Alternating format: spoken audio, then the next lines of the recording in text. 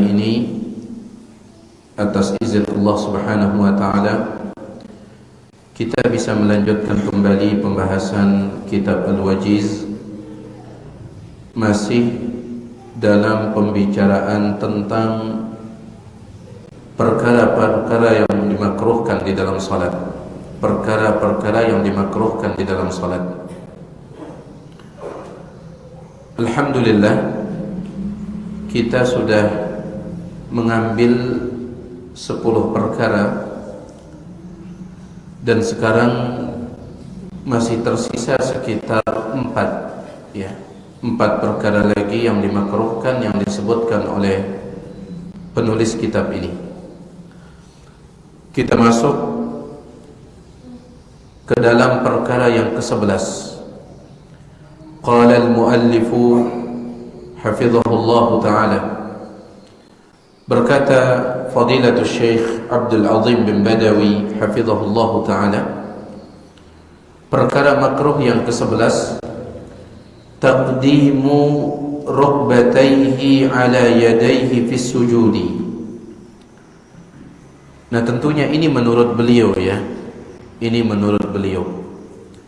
Beliau mengatakan mendahulukan lutut daripada tangan ketika turun sujud. Menurut beliau ini perkara makruh. Kenapa?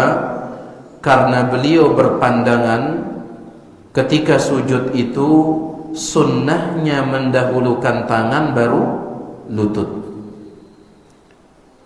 Sunnahnya ketika sujud menurut beliau mendahulukan tangan baru lutut. Sehingga kalau dibalik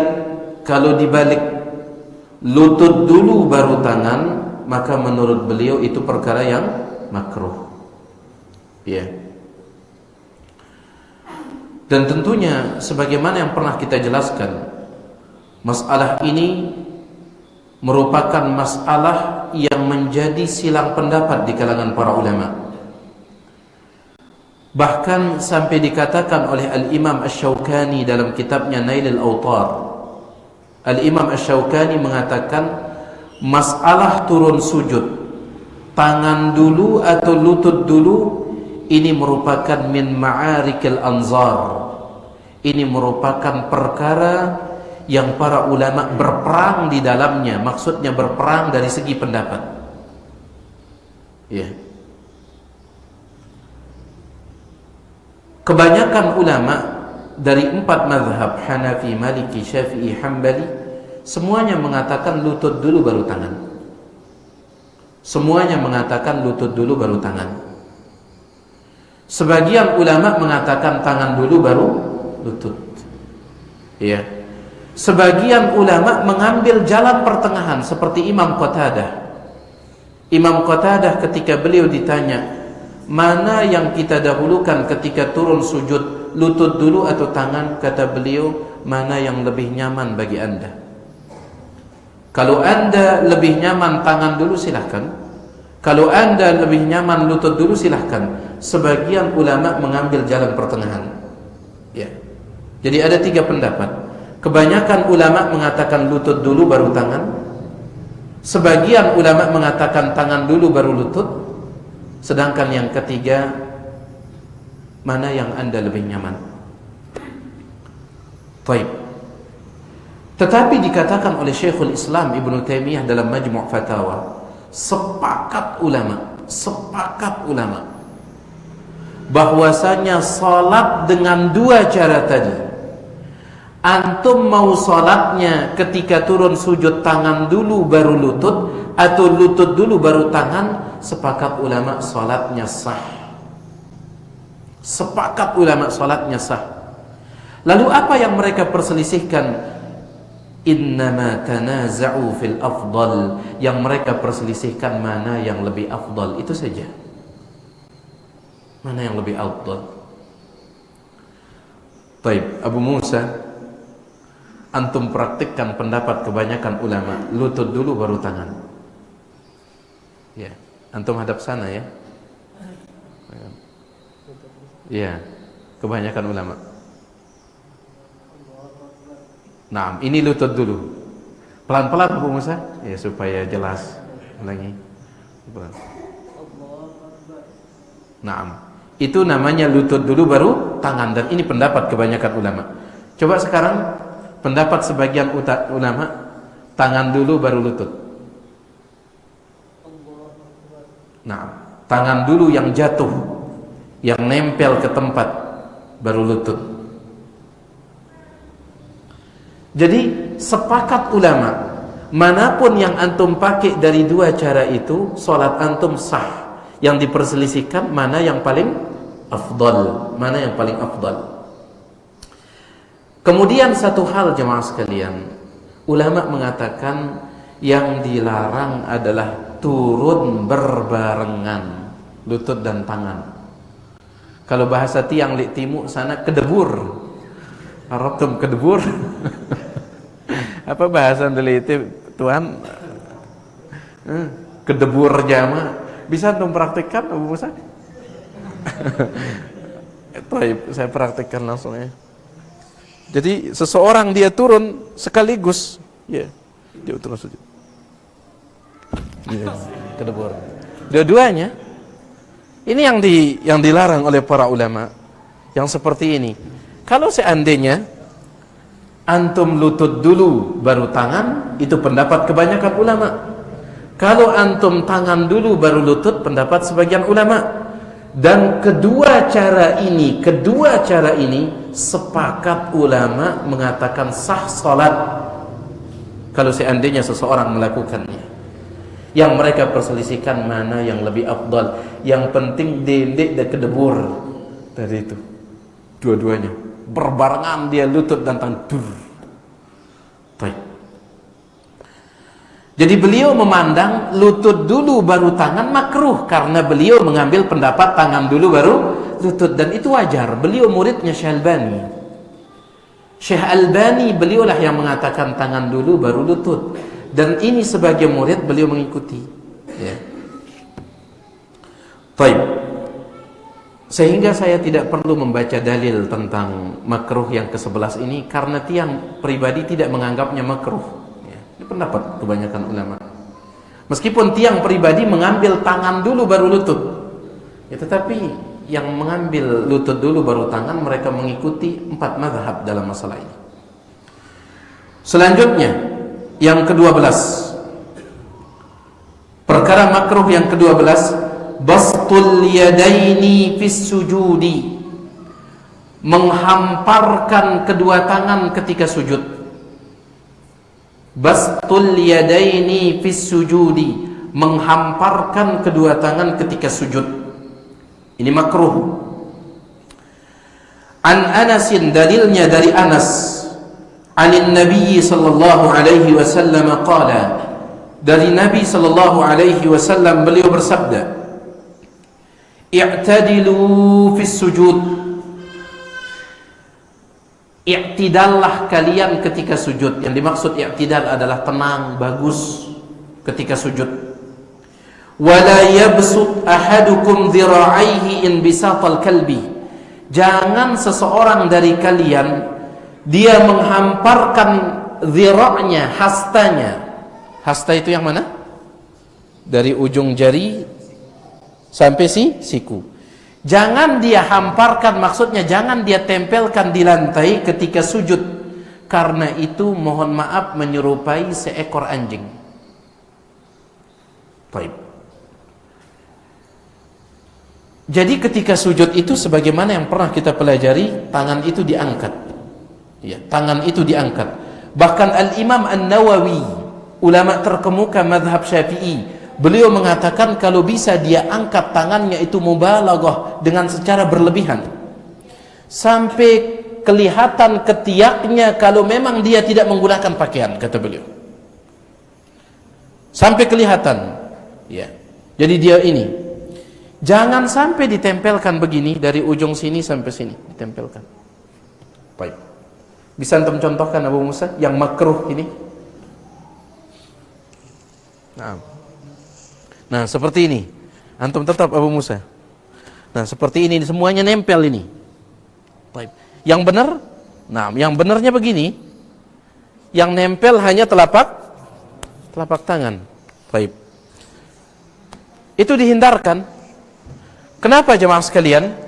Ada 3 alasan kenapa itu dilarang. Minimal ada 3 alasan, paling tidak ada 3 alasan. Alasan yang pertama, itu menyerupai seekor anjing. Dan yang mengatakan seperti itu Nabi Muhammad sallallahu alaihi wasallam. Wala yabsut ahadukum, jangan seseorang dari kalian menempelkan dhira'aihi, hastanya, hasta kanan dia tempelkan, hasta kiri dia tempelkan, in bisata, seperti menempelkannya al-kalbi, seekor anjing. Perlu kau lihat binatang tersebut kalau dia sedang kalap, itu sedang tidur, seperti itu dia tempelkan. Nah, ini yang pertama, menyerupakan diri dengan binatang. Dan binatang itu adalah al-kalb, yaitu anjing. Alasan yang kedua, dia menambah anggota sujud. Anggota sujud berapa? 7. Kening dengan hidung dihitung 1. Telapak tangan kanan, telapak tangan kiri hitungannya 2. Berarti sudah berapa? 3.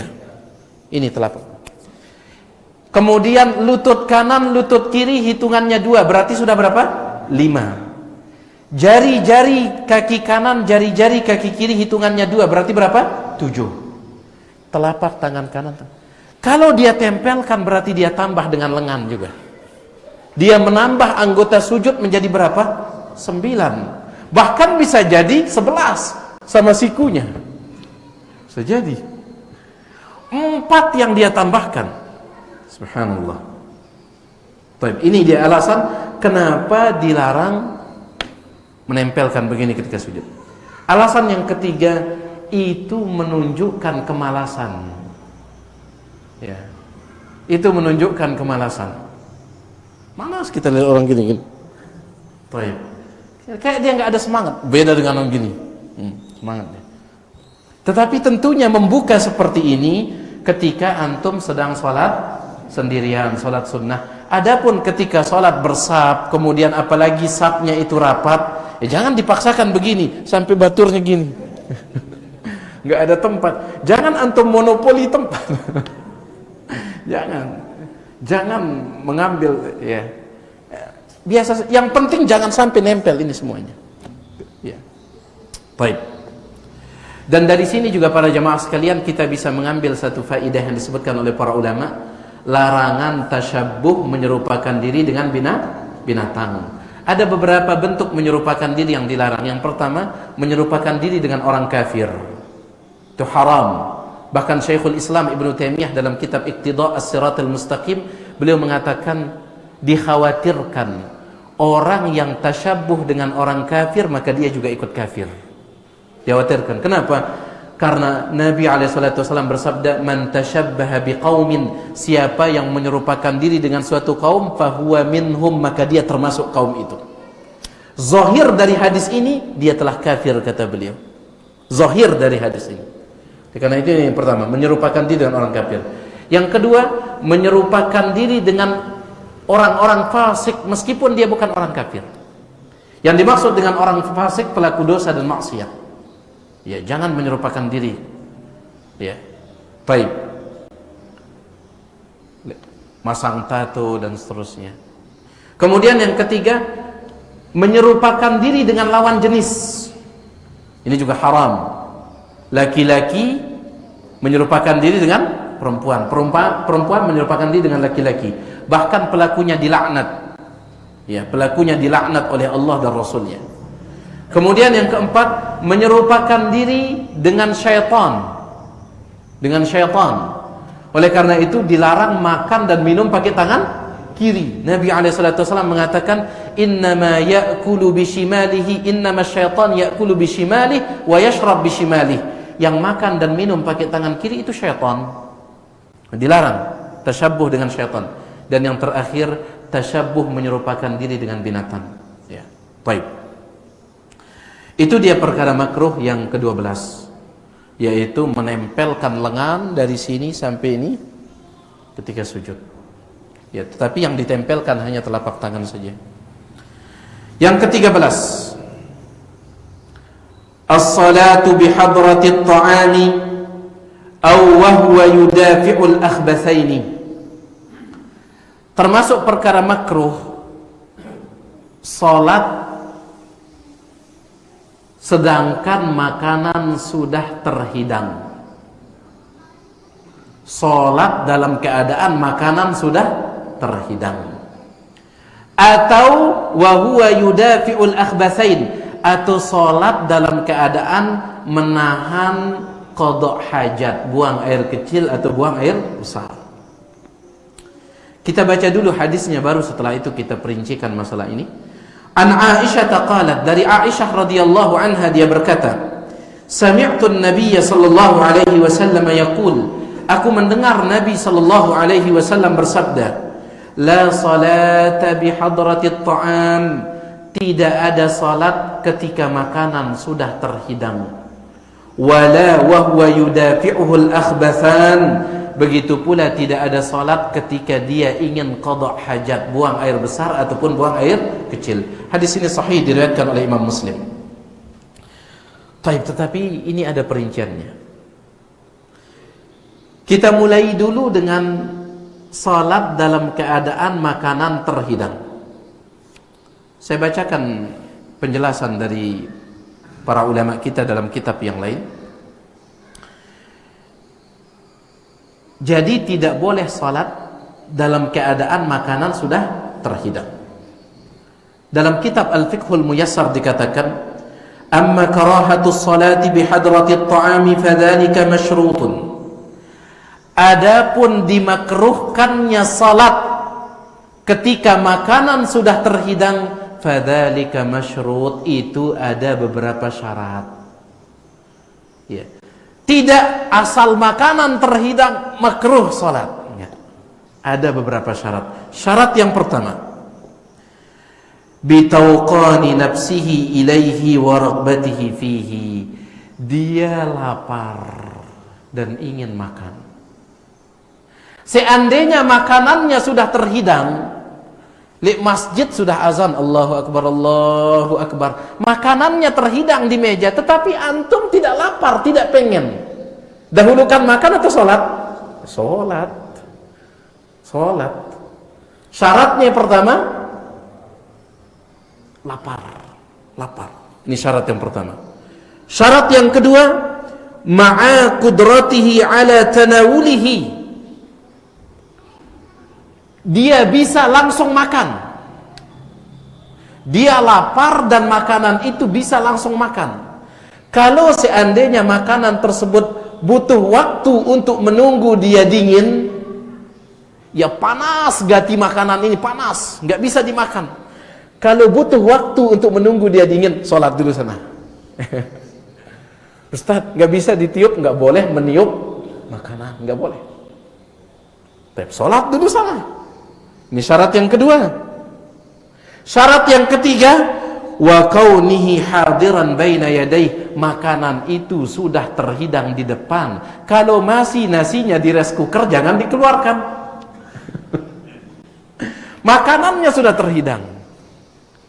Ini dia 3 syarat yang disebutkan oleh para ulama dalam kitab Al-Fiqhul Muyassar. Saya akan tambahkan 1 syarat lagi nanti, ya, yang dijelaskan oleh sebagian ulama yang lain. Tapi dalam kitab Fiqhul Muyassar 3, tidak boleh salat atau dimakruhkan salat ketika makanan sudah terhidang. Itu syaratnya berapa? 3. Si pertama, pelungguh sedang lapar. Syarat yang kedua, makanannya itu sudah ada di depan. Ya. Syarat yang ketiga, bisa langsung dimakan. Kalau makanannya sudah ada di depan, bisa langsung dimakan, tetapi pelungguh tidak lapar, tidak ingin makan, sholat dulu atau makan? Sholat dulu. Atau pelungguh sedang lapar, tetapi nasinya masih di rice cooker, sholat dulu atau nunggu? Sholat dulu, belum terhidang. Atau pelungguh sedang lapar, nasinya sudah terhidang serta lauknya, tetapi panasnya luar biasa, harus nunggu dia agak dingin. Sholat dulu atau makan? Sholat dulu sana. Taib. Saya tambahkan satu syarat yang disebutkan oleh sebagian ulama, jangan direncanakan. Dan telepon jam pira zuhur ini katanya. Dia telepon istrinya, bentar lagi saya pulang, siapkan makanan. Kalau ini direncanakan, taib, ini kan boleh. Jelas ini jemaah sekalian? Itu yang pertama. Jadi salat atau dimakruhkan salat ketika makanan terhidang ada syaratnya. Ya. Jangan salat ketika makanan sudah terhidang. Antum lapar, bisa langsung makan, kemudian tidak direncanakan. Kemudian yang kedua, ini maksudnya sebelum mulai salat. Adapun kalau antum sedang salat sunnah misalkan di rumah, Allahu Akbar, ya, tiba-tiba istri meletakkan makanan di samping antum, dibatalkan tidak salatnya? Jangan dibatalkan. Ini maksudnya sebelum mulai salat. Baik. Yang kedua, begitu pula jangan salat ketika sedang ingin buang air kecil atau buang air besar. Termasuk juga kata sebagian ulama adalah ingin mengeluarkan angin. Ya, jangan. Maksudnya ini sebelum mulai salat. Sebelum mulai salat itu sudah ada keinginan sakit perut sebelum mulai salat. Maka jangan paksakan salat. Kenapa? Karena yang paling inti dalam salat itu adalah kekhusyuan. Bagaimana dia akan khusyuk sedangkan perutnya melilit sebelum mulai salat itu. Tapi dia paksa. Ya, Allahu Akbar. Yang terlintas di depannya itu adalah pintu WC itu. Baik. Apalagi kalau sholat berjamaah, imamnya terus panjang baca. Apa imam ini katanya dalam hati? Hilang khusyuk yang menjadi inti sholat itu, hilang. Baik. Jangan memaksakan sholat dalam keadaan antum sedang apa? Ingin buang air kecil, buang air besar, termasuk kata para ulama ingin buang angin. Selesaikan dulu hajatnya. Ini sebelum mulai sholat. Bagaimana kalau munculnya setelah mulai sholat? Sudah takbir. Muncul di sana keinginan untuk ini. Ulama mengatakan kalau dia tahan dan itu tidak masalah, maka dia tahan. Tetapi kalau dia tahan dan itu membuat dia marah olak nangkanu gini, sugul sana keluar sudah. Ida ngube marah olak nangka gini. Keluar sana. Ini difatwakan oleh Syekh Shalih Al-Fauzan hafizahullah taala. Kata beliau, larangan salat dalam keadaan ingin buang air kecil, buang air besar sebelum mulai salat. Adapun setelah mulai salat, di tengah salat munculnya, maka dilihat keadaannya. Kalau dia mampu tahan dan itu tidak mempengaruhi dia, silahkan. Karena terkadang dia sekedar berkelebat saja keinginan ini, sekedar liwat keinginan ini. Tapi ada juga yang subhanallah, maka ini keluar kalau seperti itu. Mudah-mudahan jelas ini ya. Baik. Yang terakhir, yang ke-14. Ini yang agak panjang sedikit pembahasan kita. Baik. Pak Tuan, ada antum ke Mataram sekarang? Ada di antara antum ke Mataram sekarang? Badai ini enggak ada? Oh, baik. Enggak maksudnya Ustaz Syafiq? Enggak ada? Baik. Karena Anda diberitahukan ada yang mau berangkat pada ini, jadi enggak apa-apa Anda teruskan ini. Karena makruh yang terakhir ini dia agak panjang sedikit. Ya, agak panjang. Baik. Alhamdulillah. Makruh yang ke-14, musabaqatul imam, mendahului imam ketika salat. Ini syekh kita mengatakan makruh. Syekh kita yang menulis kitab ini, Syekh Abdul Azim bin Badawi, makruh. Sebagian ulama mengatakan haram, bahkan ada ulama mengatakan minal kabair, termasuk dosa besar. Di antara yang mengatakan dia termasuk dosa besar adalah seorang ulama dari madhab Syafi'i, Al-Imam Ibnu Hajar Al-Haytami, dalam kitab beliau tentang kumpulan dosa-dosa besar, Az-Zawajir an Iktirafil Kabair, dosa besar yang ke-89 yang beliau sebutkan, musabaqatul imam, mendahului imam. Dan saya pribadi lebih condong kepada pendapat ini. Ini bukan makruh. Makruh dalam artian kalau pelungguh lakukan tidak jadi masalah. Saya tidak condong dengan pendapat ini yang disebutkan oleh Syekh kita di sini. Saya lebih condong kepada pendapat yang mengatakan dia haram. Bahkan Syekh Ibnu Utsaimin mengatakan kalau ada yang mengatakan dia dosa besar seperti Imam Ibnu Hajar, maka pendapat itu tidak keliru, kata beliau, yang mengatakan dosa besar. Kenapa? Karena pelakunya, orang yang mendahului imam itu diancam. Kalau sebatas makruh tidak mungkin diancam. Nabi SAW bersabda, "Ama yakhsha ahadukum?" Tidakkah takut salah seorang di antara kalian? Ndek kita takut idza rafa'a ra'sahu qabla al-imam, kalau dia mengangkat kepalanya lebih dulu ketimbang imam, an yaj'alallah ra'sahu ra'sa himar, Allah akan menjadikan kepalanya seperti kepala apa? Keledai. Allah rubah. Ini ancaman. Ya. Saya bacakan untuk antum, sebenarnya ini sudah sering saya sampaikan. Satu kisah yang disebutkan oleh Imam Ibnu Hajar. Qala Ibnu Hajarin an ba'dil muhaddithin. Imam Ibnu Hajar menceritakan tentang seorang penuntut ilmu hadis dulu.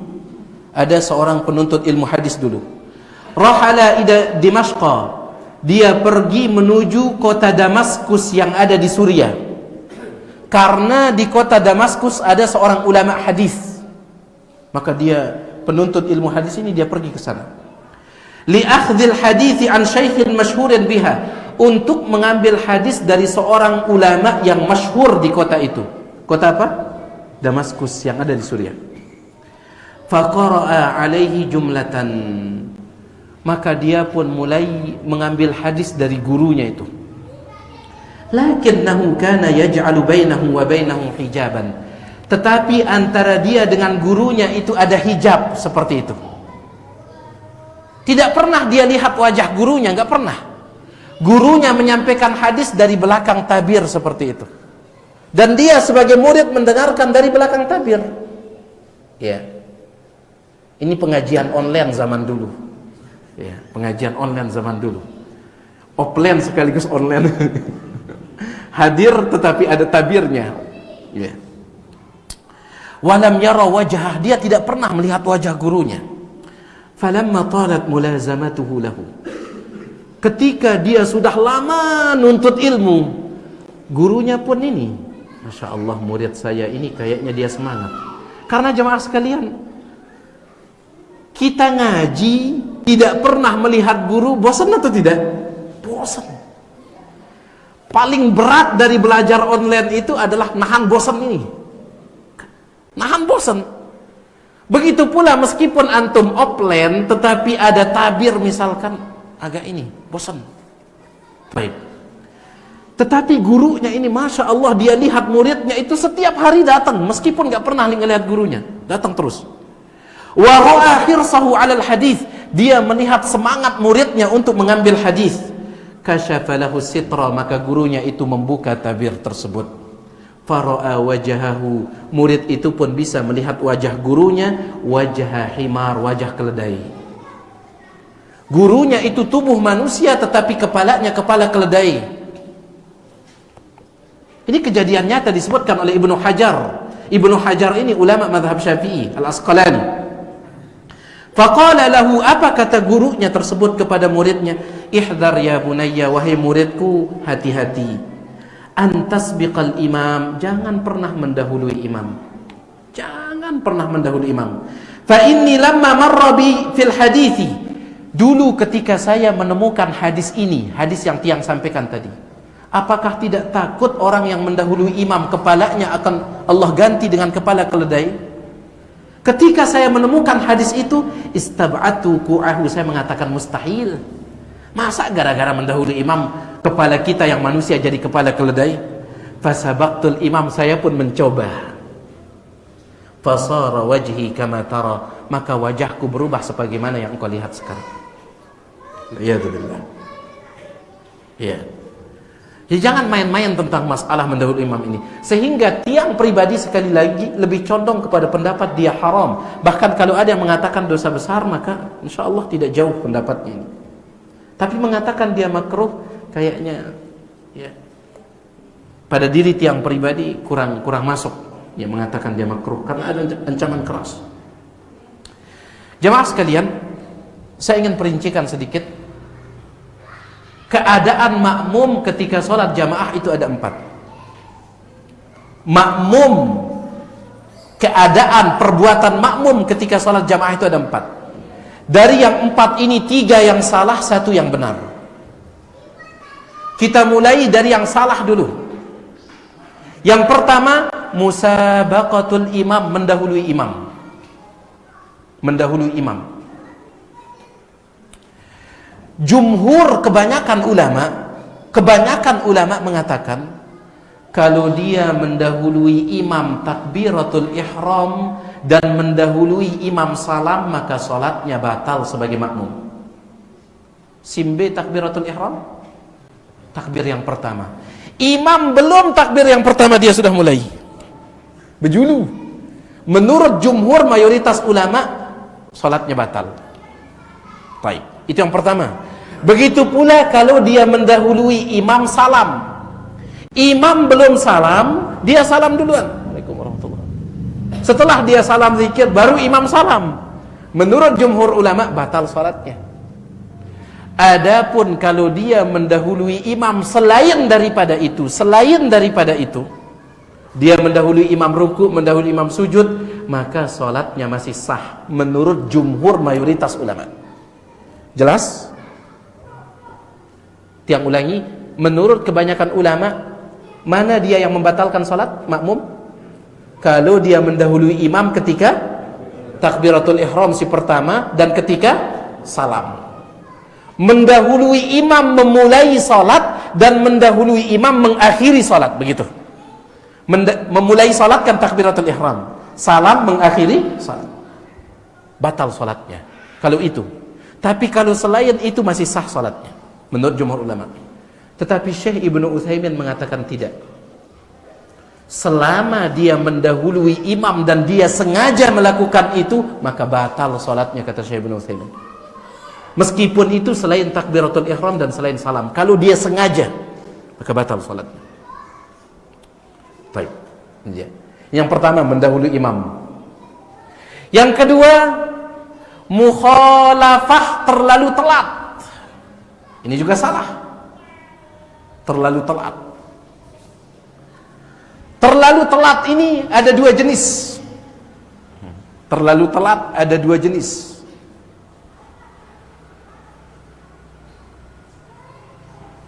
Jenis yang pertama, sebelumnya dulu. Simbing yang dimaksud dengan terlalu telat, ulama mengatakan terlalu telat itu adalah imam sudah meninggalkan rukun tersebut tetapi dia baru mengerjakannya. Contoh, Abu Musa, antum jadi imam. Baik. Sekarang antum ruku. Nah, saya sebagai makmum masih saja ini belum ruku. Sekarang antum bangkit. Baru saya turun ruku. Nah, ini dia. Jelas ini? Baik. Mukhalafah ini ada 2 jenis. Ada 2 jenis. Yang pertama karena uzur. Yang kedua sengaja. Kalau dia karena uzur, maka dia tidak berdosa, tetapi rakaatnya itu tidak dianggap. Mana contohnya karena uzur? Syekh Ibnu Utsaimin memberikan contoh, misalkan masjid itu penuh besar masjidnya, kemudian penuh. Ya, penuh misalkan salat Jumat. Kebetulan dia datang terlambat, dia di luar tempat salat Jumatnya. Tiba-tiba di tengah sholat listrik padam. Dia tidak mendengar suara imam untuk takbir apa itu. Akhirnya dia menyangka masih rakaat pertama. Ya, dia menyangka rakaat pertama. Tiba-tiba ternyata imam sudah rakaat kedua. Di sana dia nyala listriknya. Rakaat kedua itu. Maka orang ini, si makmum ini, imam rakaat kedua, makmumnya masih rakaat pertama. Maka si makmum ini dia lanjutkan sholatnya bersama imam, tetapi si makmum ini dianggap masbuk. Nanti ketika imam salam, maka si makmum ini berdiri mengambil satu rakaat lagi. Jelas ini? Ini uzur. Tetapi kalau dia sengaja sampai ketinggalan rukun, maka batal sholatnya. Jelas atau tidak? Baik. Baik. Yang ketiga, yang singkat. Yang salah yang ketiga, muwafaqah berbarengan. Berbarengan. Yang dimaksud berbarengan di sini, berbarengan di dalam perbuatan. Ya. Bukan berbarengan di dalam ucapan, kecuali ucapan takbir dan ucapan salam tidak boleh berbarengan. Takbiratul ihram. Contoh Abu Musa. Kita berdua. Tapi berbarengan ini saya harus pakai ini ya, koma. Baik, kita berbarengan takbiratul ihram. 1 2 3. Allah. Beliau imam, saya makmum berbarengan. Kalau ini tidak boleh. Ini tidak boleh. Berbarengan takbiratul ihram. Berbarengan salam. 1 2 3. Assalamualaikum. Assalamualaikum. Ini juga tidak boleh. Kalau ucapan ya, ucapan yang tidak boleh berbarengan ucapan takbiratul ihram sama ucapan salam. Adapun selain itu boleh. Selain itu. Contohnya misalkan antum mengambil pendapat membaca Al-Fatihah sebagai makmum. Berbarengan antum baca Al-Fatihah dengan imam gak jadi masalah. Itu kata Syekh Ibnu Utsaimin rahimahullah taala. Baik. Yang tidak boleh adalah berbarengan dalam perbuatan. Itu yang tidak boleh. Bareng ruku, bareng berdiri, berbarengan. Ini yang tidak boleh, salah. Baik. Bagaimana jamaah sekalian dengan ketika salam? Imam salam ke kanan, Assalamualaikum warahmatullahi. Kita salam ke kanan, Assalamualaikum warahmatullahi. Imam salam ke kiri, Assalamualaikum warahmatullahi. Kita salam ke kiri, Assalamualaikum warahmatullahi. Ya, bagaimana seperti ini? Bagaimana? Baik. Ini menyelisihi yang lebih afdal. Karena lebih afdalnya itu tunggu dulu imam salam 2 kali. Assalamualaikum warahmatullahi. Assalamualaikum warahmatullahi. Baru kita sebagai makmum Assalamualaikum warahmatullahi. Assalamualaikum. Bukan imam ke kanan, kita ke kanan. Imam ke kiri. Itu menyelisih yang lebih afdal. Meskipun antum ngikut. Salam ke kanan imam, baru antum salam ke kanan. Salam ke kiri imam, baru antum salam ke kiri. Ini mukhalifun lis sunnah, kata Syekh Ibnu Utsaimin. Bahkan menyelisihi sunnahnya, menyelisih yang lebih afdal. Ya, menyelisih yang lebih afdal. Baik, itu dia masalah muwafaqah. Itu dia 3 yang salah, mendahului, terlalu telat, sama berbarengan. Yang keempat yang betul adalah mutaba'ah, mengikuti. Bagaimana caranya mutaba'ah mengikuti itu? Imam selesai dulu baru kita bergerak. Selesai maksudnya bukan selesai dari mengerjakan rukun itu. Dia selesai mulainya. Gimana membahasakannya ini? Contoh Abu Musa. Antum turun ruku. Allahu Akbar. Nah, sudah bagus ini beliau, baru saya turun. Allahu Akbar. Sami'allahu liman hamidah. Rabbana lakal. Naam. Jadi beliau bagus dulu ini, bahkan dalam riwayat Al-Bara' bin Azib, sahabat kalau sudah sami'allahu liman hamidah, maka sahabat juga berdiri. Apa kata Al-Bara' bin Azib? Kami tidak menggerakkan tubuh kami untuk turun sujud kecuali setelah wajah Nabi nempel di lantai, baru kami bergerak. Setelah wajah Nabi nempel di lantai, baru kami bergerak. Baik, itu dia. Itu namanya mengikuti, ya, mengikuti. Jelas jemaah sekalian?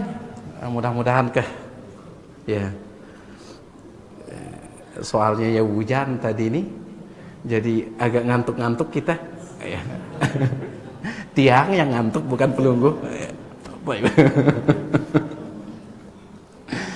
Alhamdulillah. Dengan demikian selesai kita dari pembahasan makruh-makruh dalam salat.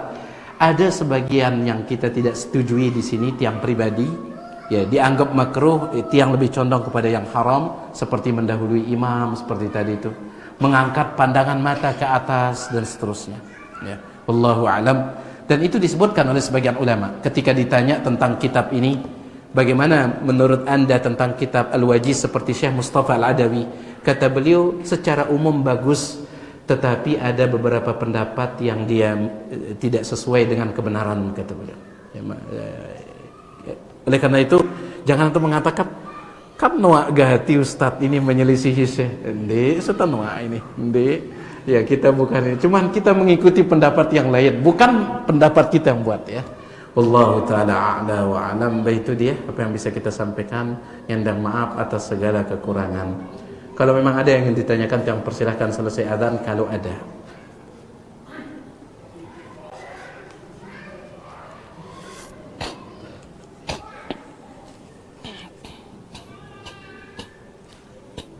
Allahu Akbar.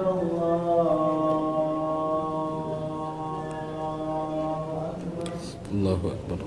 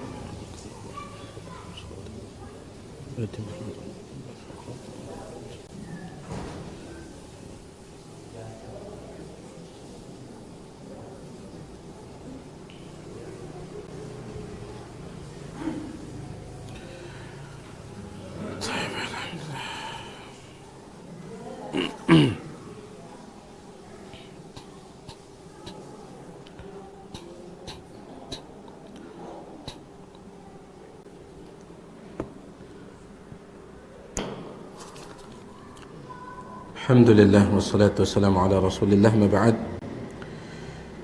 Di sini ada pertanyaan.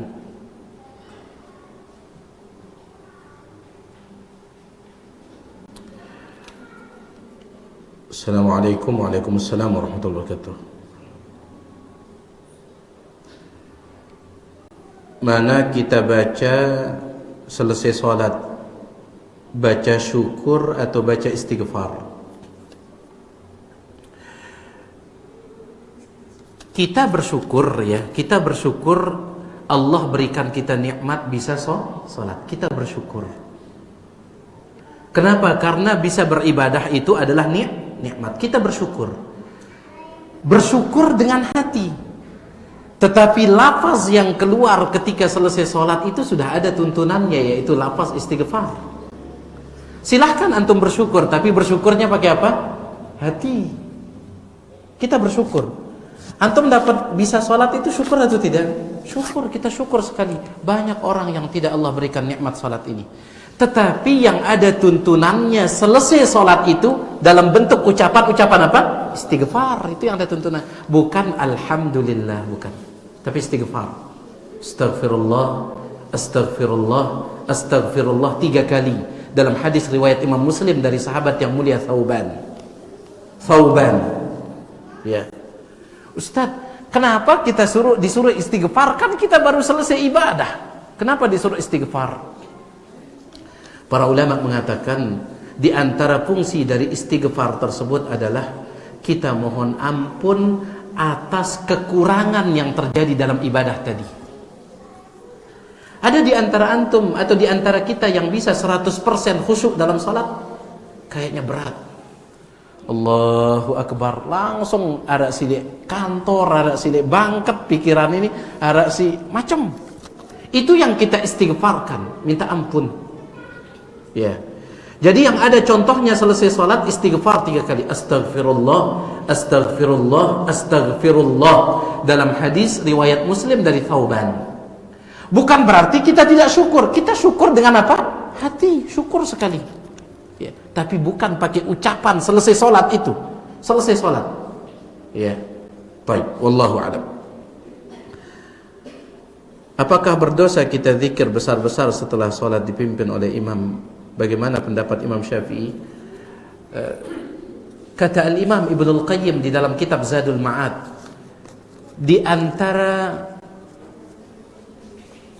tempat yang Nabi SAW tidak gunakan berdoa, ya, bukan petunjuk Nabi SAW berdoa di tempat itu, diantaranya adalah selesai salat yang wajib 5 waktu. Itu bukan petunjuk Nabi, kata Imam Ibnul Qayyim. Tidak ada riwayat yang menyebutkan, tidak ada hadis yang menyebutkan beliau berdoa selesai salat 5 waktu. Bagaimana dengan pendapat Imam Syafi'i besar? Imam Syafi'i menyebut tentang masalah zikir. Imam Syafi'i mengatakan, imam silahkan dia angkat suaranya zikir lit ta'lim, untuk mengajar makmum. Kalau memang makmum belum tahu bacaan zikir yang benar, nanti kalau makmum sudah tahu, imam kembali dengan suara sir. Itu lit ta'lim. Ya. Jadi Imam Syafi'i bukan beliau tidak berpendapat zikir selesai salat itu dengan suara besar, bukan. Beliau mengizinkan dengan suara besar dalam keadaan untuk apa? Mengajar makmum ketika makmum belum tahu bacaan zikir. Kalau makmum sudah tahu bacaan zikir selesai salat, sudah masing-masing imam sendiri dengan suara sir. Itu yang disebutkan oleh Imam Syafi'i dalam Al-Um. Ya. Bukan justru terus, tidak. Wallahu a'lam.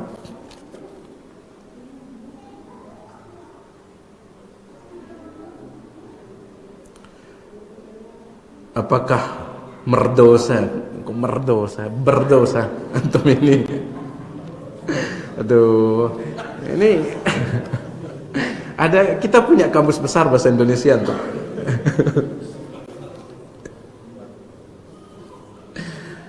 Apakah merdosa kit? Iya, bahasa sasak ini, mohon maaf. Apakah merdosa kit tiang milu-miluan zikir beli-beli? Kan bagus, ya. Subhanallah jemaah sekalian.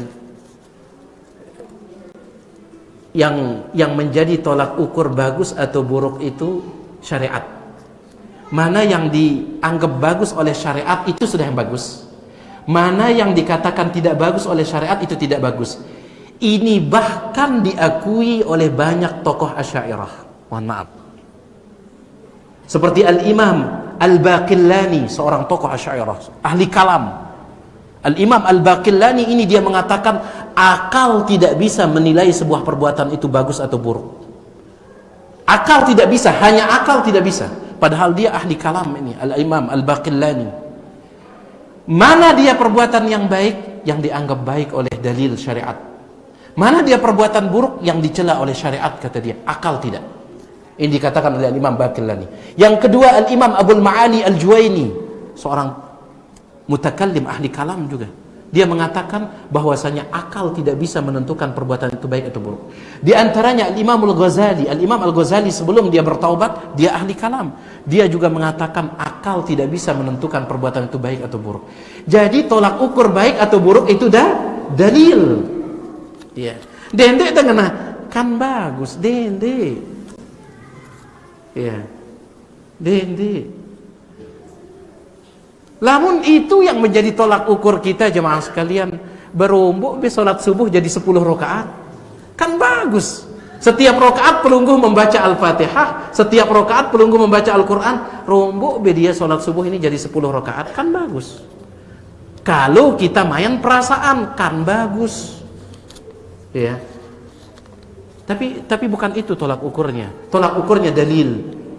Al-Imam Sa'id ibn al-Musayyib, tokoh tabi'in, menantunya Abu Hurairah, dia pernah melihat seseorang sholat sunnah fajar lebih dari 2 rakaat.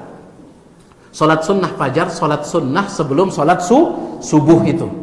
Kata Nabi SAW, rakaata al-fajri, 2 rakaat sunnah fajar. 2 rakaat sunnah fajar. Berarti cukup 2 rakaat saja. Tapi orang ini lebih. Ditegur oleh Imam Sa'id bin Musayyib, dendek, jangan lebih. Kata dia, ayu'adzibani Allahu ala salat. Masa Allah akan menyiksa saya gara-gara saya salat? Ucapan sebagian orang. Masa Allah akan menyiksa saya gara-gara saya salat? Tapi Imam Sa'id ibnul Musayyib, sampai dikatakan oleh Syekh Albani rahimahullah, jawaban Imam Sa'id ibnul Musayyib ini adalah qaidah. Apa kata Imam Sa'id ibnul Musayyib? Allah tidak akan pernah menyiksamu gara-gara engkau salat. Allah tidak menyiksa hambanya gara-gara salat, tidak. Tapi Allah akan menyiksamu ala khilafi sunnah, karena engkau menyelisihi sunnah. Karena engkau menyelisihi sunnah, itu yang membuat Allah murka. Bukan gara-gara salatnya, tapi menyelisihi sunnahnya. Ya. Allah Ta'ala a'la wa a'lam. Baik, sudah tidak ada? Sila. Sami. Tentang apa?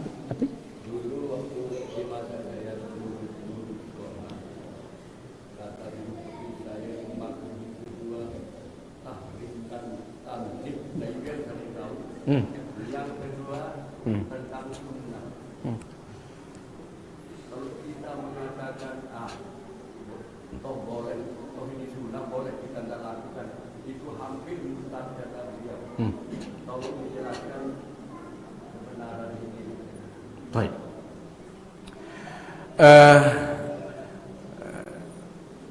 Mami ini, beliau dulu pernah diberitahukan oleh guru beliau, makruh itu ada 2. Ada makruh tahrim dan ada makruh tanzih. Apakah betul ini? Betul. Ya. Kenapa? Karena makruh itu bahasa Arab. Makruh bahasa Arab. Kalau diterjemahkan ke dalam bahasa Indonesia artinya dibenci. Itu arti makruh secara bahasa, ya. Dan perkara yang dibenci itu ada 2. Makruh tahrim, ada yang dibenci dan itu haram. Makruh tanzih, ada yang dibenci tetapi tidak sampai haram. Itulah makruh tanzih, inilah makruhnya ulama fikih itu. Yeah. Makanya saya katakan jangan mengentengkan perkara makruh. Bisa jadi maksudnya makruh yang haram, bisa jadi.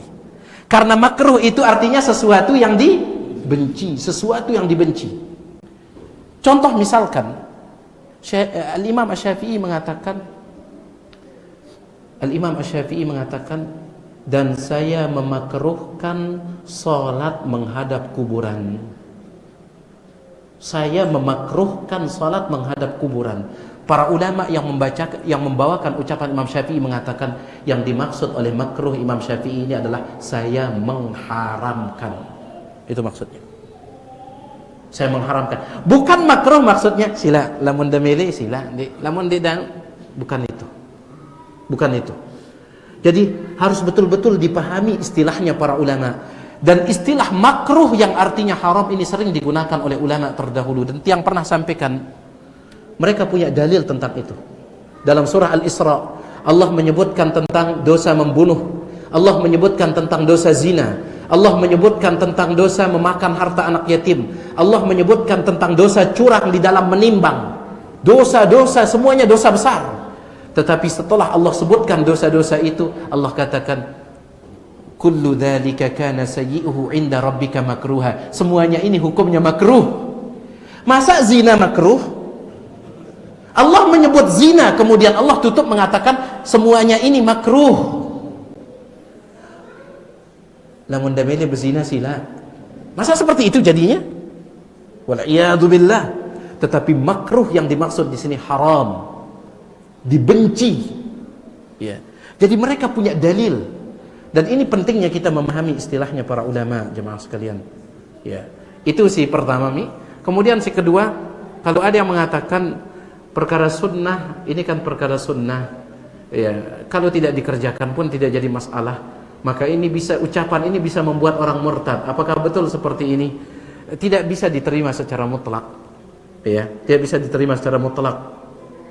Bahkan ada ucapan dari para ulama bahwasanya terkadang kita dianjurkan meninggalkan yang sunnah apabila akan menimbulkan fitnah.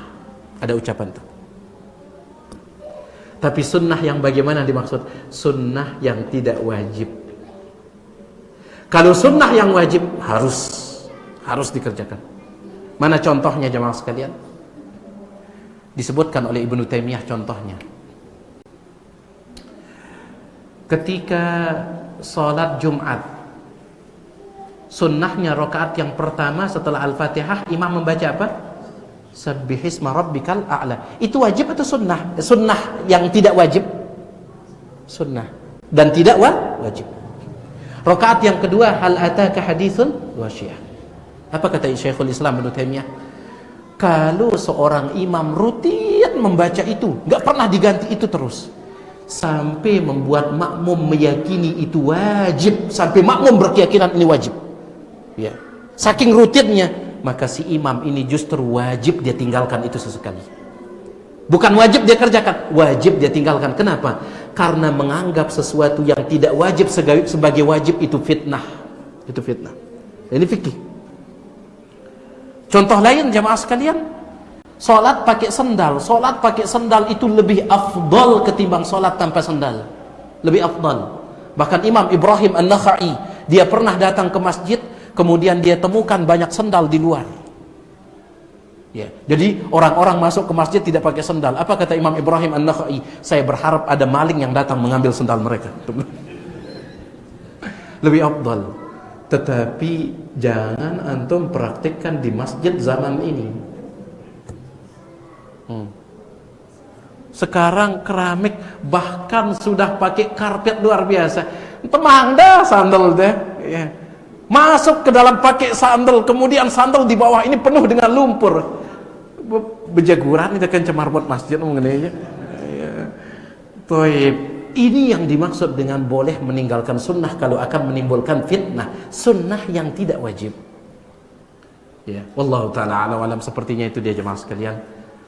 Terakhir ya Pak Masud, ya maaf. Mana?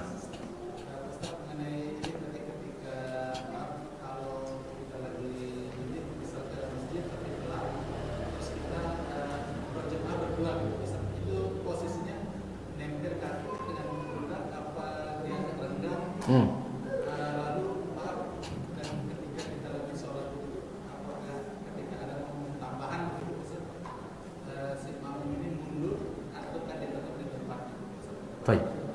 Baik. Ketika salat berjamaah dua orang, di mana posisi makmum? Posisi makmum itu di sebelah kanan imam. Apakah sejajar dan nempel? Iya, sejajar dan nempel, bukan mundur sedikit, bukan. Sejajar dan nempel. Dan itu dia yang disebutkan oleh para ulama kita. Itu yang disebutkan oleh para ulama kita. Sejajar nempel.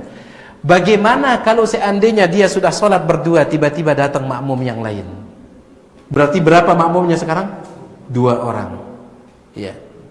Apakah makmum yang pertama itu tetap di sana? Ya. Ataukah makmum tersebut mundur? Ada 2 hadis tentang masalah ini. Hadis yang pertama, Abdullah bin Mas'ud pernah menjadi imam, makmumnya 2. Yang satunya di kanan, yang satunya di kiri. Jadi dia di tengah. Baik. Dia di tengah. Hadis yang kedua, Nabi SAW pernah jadi imam. kemudian Abdullah bin Abbas di samping kanan, satu orang. Tiba-tiba datang orang lain, maka Nabi SAW mendorong Abdullah bin Abbas ke belakang. Jadi yang satu ini dia berdiri di samping kiri, dua-duanya didorong ke belakang oleh Nabi SAW. Sehingga dikatakan oleh Syekh Ibn Utsaimin, yang paling afdol kalau makmumnya lebih dari satu, yang paling afdol mereka di belakang. Tetapi kalaupun seandainya imamnya diapit dijadikan tengah, maka insya Allah tidak mengapa. Tetapi yang paling afdol tetap di belakang. Untuk mengambil dua hadis tadi. Jelas ini Pak Mas'ud? Wallahu a'lam. Subhanakallahumma wa bihamdik, asyhadu an la ilaha illa anta, astaghfiruka wa atubu ilaik. Assalamualaikum warahmatullahi wabarakatuh.